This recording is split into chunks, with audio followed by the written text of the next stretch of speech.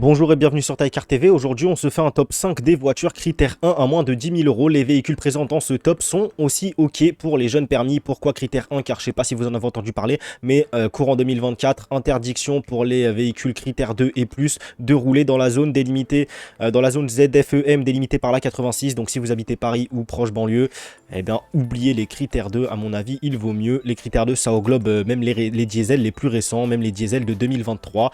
C'est vraiment fou. On peut-être que là ça parle de repousser ce moment fatidique, on verra ça. En tout cas, la source service public, le site officiel.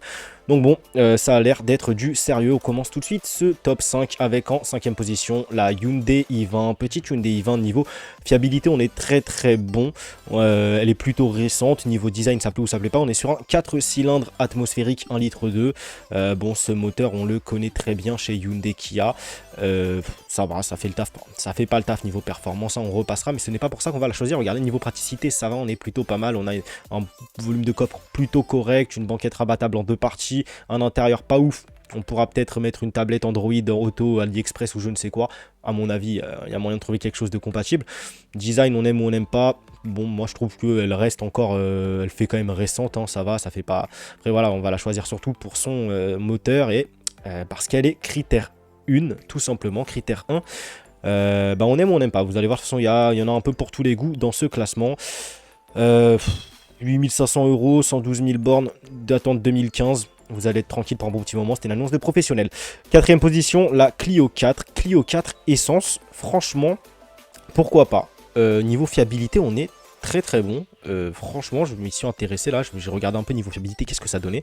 Le 09 TCE, je crois que c'est le 09, hein. Le TCE 90, il est plutôt pas mal. C'est ça, le 09 TCE 90. Je suis sur un groupe Facebook des Clio 4 là. Aucun problème sur les TCE 90. Franchement, en plus, même sur le bon coin, vous en voyez que ça monte à 250 000, 300 000 bornes facile. Il est plutôt fiable ce moteur. Bon, annonce des professionnels, encore une fois, là on est sur 10 000 euros, vous allez en trouver autour des 6-7 000 euros, vous allez pouvoir en trouver de ces TCE 90, en plus ça se reprog comme pas possible, enfin vous faites une petite reprog, vous pouvez monter à 130 chevaux, vous pouvez passer en flex fuel éthanol, machin, voilà, ça peut être plutôt fun à conduire, plutôt plaisant. Et on a aussi le 1,2 litre 75 chevaux atmosphérique, un moteur qui a été peaufiné au fil des années, un moteur qui date depuis longtemps chez Renault, vraiment très fiable ce moteur atmosphérique, beaucoup, encore plus que le TCE 90 alors qu'il est déjà très fiable. Là, c'est voilà, de la crème. Par contre, niveau performance, on repassera encore une fois. C'est vraiment dur. Annonce de professionnels, encore une fois. Vous allez pouvoir en trouver bien moins cher que ça. Ça, pareil, prix d'entrée 6 000 euros pour ce moteur. Un petit peu borné, aux alentours des 150-170 000 bornes. 6-7 000 euros, vous avez quelque chose de potable. Voilà, là, je vous ai mis des annonces parce que le budget max, c'est 10 000. Donc voilà. 3e position, la Toyota Auris. Toyota Auris très connue, évidemment vous la connaissez, on en voit de partout, surtout en Ile-de-France, hein, VTC, chauffeur de taxi. Attire l'arigot, il y en a de partout. C'est pas impossible de sortir dans la rue sans voir une Auris, limite, c'est vraiment fou. Mais c'est pas pour rien, j'ai envie de dire, niveau fiabilité, on est sur de l'hybridation Toyota, hein, hybridation auto-rechargeable Toyota, vous allez pouvoir faire 500 000 bornes avec, il n'y a aucun souci là-dessus. Il y a une Prius qui a dépassé le million de bornes, voire je sais plus, 2 millions de bornes je crois. Ne vous faites aucun souci, vous savez que si vous partez sur cette Auris, vous allez être serein. Niveau prix, bon là ça va être un petit peu plus compliqué, je vous le cache pas. Je crois qu'on est sur du 136 chevaux diesel, hein. Je crois que c'est le 136, c'est pas le 122, hein. Je crois que c'est de mémoire, hein. Je crois que c'est le 136. Bon, en tout cas on est entre 122 et 136 chevaux. Hybride, pardon, j'ai dit diesel. 10 000 euros, ça va être compliqué, je vous le cache pas. J'ai vu que 2-3 annonces aux alentours des 10 000 euros. Bon, pourquoi pas. Alors là on n'est pas chez un pro ou quoi. Après, normalement, il n'y a pas de souci à avoir sur ce genre de véhicule, mais bon, on ne sait jamais, on n'est pas à l'abri d'un coup de compteur ou je ne sais quoi. Sachant que la plupart des Auris, ça va être des VTC ou quoi, donc bon, ils peuvent les avoir bien rongés quand même, hein, au quotidien, bon, 500 bornes par jour, voilà quoi. Mais on va être, ouais, il y a moyen de commencer autour des 10 000 euros. Je sais qu'il y a 2 ans, on pouvait même en trouver à 9 000 par là. Là, c'est un petit peu plus compliqué. 218 000 bornes, 10 000 euros. Bon, je pense pas qu'il y ait un coup de compteur là-dessus fait, hein, sinon je pense qu'il aurait encore plus baissé le kilométrage. Donc voilà, on peut commencer aux alentours des 10 000 euros si vous en voulez vraiment une et que vous avez un budget serré à moins de 10 000 euros. 2e position, la triplette. Encore une fois, la triplette magique, j'ai envie de dire Citroën C1, Peugeot 108 et Toyota Aygo d'après 2014, évidemment, pas la 107 et pas la, voilà quoi, la phase d'avant. On parle des nouvelles phases, bien évidemment. On est sur une fiabilité légendaire. Franchement, j'en ai même vu. Moi, j'en ai eu deux. J'ai eu une 108, j'ai eu une C1. De base, je voulais une Aigo, mais bref, il n'y en avait pas. Celle que je voulais quand j'ai acheté la 108 et la C1. Bref, fiabilité légendaire. J'en ai vu sur le bon coin à 100 000 bornes. J'ai même posé des questions à la dame qui la vendait, tout d'origine, rien à signaler. Enfin, si, je crois qu'il y avait eu un embrayage. Je crois que c'est le seul truc. C'est des fois, il y a des embrayages qui cèdent sur ces petites voitures. C'est voilà, ça va pas vous coûter grand chose non plus, hein. Puis c'est tout, et encore il y en a qui passent au travers de ça. Là c'est Toyota Aygo, je m'épose, c'est la phase la plus récente, enfin non c'est pas la Aygo X, mais c'est la deuxième phase d'après 2018 de mémoire, avec les feux de jour mis à jour, la calandre un petit peu mise à jour, les feux LED arrière aussi. Vous allez voir qu'elle est vraiment très belle, je trouve, elle est très lumineuse franchement. Et niveau praticité, enfin déjà niveau fiabilité on est au top.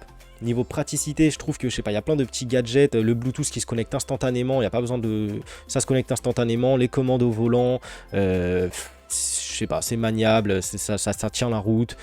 Il y a moyen de, bon, je vais pas vous dire de reprog ou quoi, mais bon, petit décata ou quoi, il y a moyen de faire quelque chose de plutôt sympathique. Et puis ça marche quand même, ça marche pas, enfin le 0 à 100 il est pas là, mais comme je vous dis, ça tient bien la route et je trouve ça, je les ai trouvés très très fun à conduire. On est sur de la mini citadine, de la micro citadine, donc niveau coffre c'est pas fou, mais ça fait quand même le taf. Niveau prix, 8500 € pour cette Aygo 2019, donc la phase 2. Les prix, clairement, ça va débuter aux alentours des 5000 €, même 4500 €. Moi, c'était il y a 2-3 ans, j'avais payé la 108, je crois 4008, et la C1, c'était une 2 places, je l'avais payé 4000 € avec même pas 30-40 000 bornes. Bref, c'est comme je vous dis, des voitures que vous allez pouvoir vraiment, sans vous mentir, monter à plus de 400 000 bornes aisément. Franchement, c'est des moteurs qui tiennent la route. Il est très connu ce moteur 1 litre, façon 3 cylindres atmosphérique de chez Toyota. Pareil sur la Yaris, hein, sur la Yaris il y en avait, je crois qu'il continue même sur la Ego et tout, il continue à le commercialiser ce moteur, et franchement ça fait plaisir d'avoir des moteurs fiables. 5200 € comme je vous ai dit, prix d'entrée, on va être autour actuellement des 5000 €, vous avez même moyen d'en trouver vers les 4005, 4008, mais bon, voilà, on va plus être vers les 5000 € pour un prix d'entrée. Donc là, on n'a que des annonces des professionnels, c'est très bien, ça fait plaisir. En première position, la Kia Picanto GT Line, franchement, petit coup de cœur sur cette Picanto pour moi, petit coup de cœur sur cette Picanto parce que pour une mini citadine, c'est fou le niveau de prestation qu'elle offre, on se croirait dans quelque chose de plus grand, on est sur quelque chose de très confortable, enfin très confortable. Voilà, c'est un petit peu tape-cul, sans trop l'être non plus. On a Apple CarPlay, etc. Évidemment, je parle de la GT Line parce que niveau design, ça passe quand même bien mieux avec, comme vous le voyez, je m'épose, les phares LED avant, arrière. On a une double sortie de pot d'échappement, la calandre chromée, etc. Enfin, vraiment, elle est magnifique cette GT Line, tous les petits rappels rouges, etc. Franchement, je la trouve très belle. Niveau fiabilité, on est très correct. Très correct, que ça soit sur le moteur, je crois c'est 67 chevaux ou le 84, un truc comme ça. Elle a changé du tout au tout en première phase, deuxième phase et troisième phase. Ça, il y a un gros changement brutal qui a opéré. Franchement, pour une mini citadine, je trouve que ça passe très bien. J'aurais pu vous faire un top 10 avec plus de voitures un petit peu compactes ou de la berline, mais bon, voilà, au moins il y en a pour jeunes permis. J'ai préféré mettre des trucs plutôt, il y a un peu tout. Il y a de l'Oris kilométré, vous allez avoir de la Picanto, 33 000 bornes, 9900 € pour une GT Line. Franchement, je trouve que c'est un choix considérable à prendre en compte. Vous avez aussi des X-Line qui vont être un petit peu plus chers, je crois 11 000 €. Et bon, la GT Line, elle est déjà très belle, je trouve. On a du simili-cuir à l'intérieur, comme vous le voyez. Franchement, un très bel intérieur, simili-cuir, le vent aussi, commande au volant, etc. On a des sièges chauffants, mais je crois que c'est faut les importer pour avoir les sièges chauffants. Je crois qu'en France, il n'y a pas de version avec siège chauffant. 9 900 €, 33 600 km pour la 67 chevaux. 1 litre 2, là, c'est le 84 chevaux. 10 000 €, voilà, prix d'entrée on est par là, prix d'entrée on est entre 9 500 et 10 000 € pour des kilométrages très faibles, hein. Pareil, ça vous allez pouvoir les monter très haut quand même ces moteurs en termes de kilométrage. Voilà, écoutez, rien à dire, si vous avez le coup de cœur vous aussi sur cette Picanto, pourquoi pas. Si vous aimez les petites voitures, moi j'aime beaucoup les petites voitures, c'est maniable, c'est facile à garer, ça reste discret, mais vous pouvez quand même en faire quelque chose de plutôt beau esthétiquement. La Clio 4 pareil, ça se modifie esthétiquement vraiment comme pas possible, hein. Vous allez sur les groupes Facebook Clio 4 ou même sur YouTube, vous tapez Clio 4 Tuning, vous pouvez juste vous ajouter un petit logo noir, des phares à LED, Il y a plein de pièces dispo, vous pouvez même mettre des postes AliExpress dedans, etc. Franchement, c'est une très bonne voiture cette Clio 4 hein, avec ses motorisations. Le 1,5 litre DCI aussi, hein, si vous habitez pas spécialement proche de Paris ou si avoir un diesel ne vous dérange pas. Le 1,5 litre DCI, moteur très très fiable, hein, on en voit actuellement même sur le bon coin, 450 000 km sans broncher. Le 1,5 litre DCI, il fait le taf. Elle est belle la signature lumineuse de cette Aygo, franchement. Et écoutez, dites-moi ce que vous avez pensé de ce petit top 5. Oui, bon, il y avait plein de voitures à mettre que j'aurais pu placer dans ce top 5. J'aurais pu faire un top 10, mais le montage aurait pris beaucoup trop de temps. Et en ce moment, je me concentre un petit peu plus sur les shorts TikTok et YouTube. Ça me fait un petit peu décoller la chaîne YouTube. Je ne sais pas si vous avez vu. Merci d'être toujours plus nombreux à me suivre. On était 1000. On a pris 4 mois à atteindre les 1000 abonnés. Et là, en l'espace de même pas un mois, on est déjà à presque 3000 abonnés. Donc on a pris 2000 abonnés en un mois. C'est totalement fou. Merci à tous d'être toujours plus nombreux.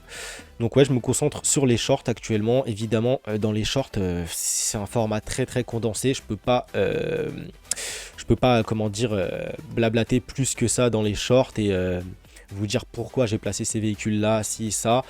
Il y a beaucoup de gens qui sont pas d'accord avec moi sur mes shorts ou quoi. Bon, écoutez, si je ferais des versions longues, j'aurais pu vous exposer ma vision de la chose. Bref, ceci étant dit, n'hésitez pas à lâcher votre commentaire. Dites-moi ce que vous avez pensé de ce top. Dites-moi si vous avez un diesel, est-ce que vous allez le vendre pour passer sur du critère 1. En tout cas, moi, c'est fini les diesels. Hein. C'est fini les diesels. Ça, c'était déjà fini depuis pas mal de temps. J'ai eu que des critères 1 depuis pas mal de temps. Dites-moi ce que vous en pensez de tout ça, de toutes ces restrictions, si vous pensez que elles ont lieu d'être ou pas. Et puis voilà, n'hésitez pas à lâcher votre like, ça fait toujours extrêmement plaisir. N'hésitez pas à vous abonner si ce n'est pas déjà fait. On se retrouve très vite pour une prochaine vidéo. Restez branchés, c'était Taikar, portez-vous bien, ciao bye.